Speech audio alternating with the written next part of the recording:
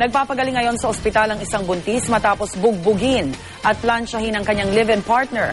Mariin namang itinanggi ng naarestong suspect ang mga paratang laban sa kanya. Narito ang unang ronda ni Dante Perelio.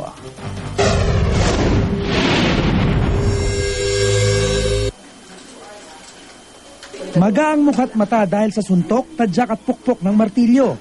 Nangingitim ang leg dahil sa mga sakal at halos hindi na makakilos.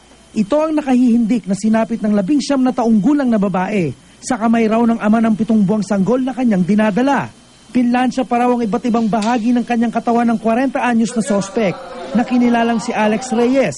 Ang ugat umano ng karahasan, ang pakikipaghiwalay niya raw kay Reyes. Ang ginawa niya sa akin, pinukpok niya ulit ako ng martilyo sa may punbunan, sinakal. Tapos sinakpan niya yung bibig ko kaya hindi ako nakasigaw. Bukod sa pambubugbog, tinangka pa raw siyang sunugin ng sospek nang buhusan ang buong katawan niya ng kerosene. Nakaligtas daw siya sa tulong ng kanyang mga kapitbahay. Todo tanggi naman sa krimen si Reyes nang mahuli sa follow-up operation ng QCPD Station 6 sa Baliwag, Bulacan. Nasa bahay po ako noon, nasa talyan po ako, po. Inaresto po natin siya sa tulong po ng kapatid, pumunta po sa istasyon at humingi po ng tulong sa kapulisan. At sinasabi na yung suspect na si Alex ay matatagpuan sa Pandi, Bulacan.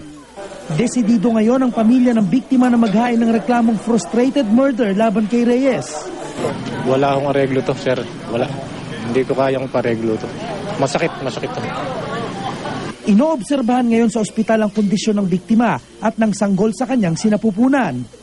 Para sa unang balita, Dante Perelio reporting.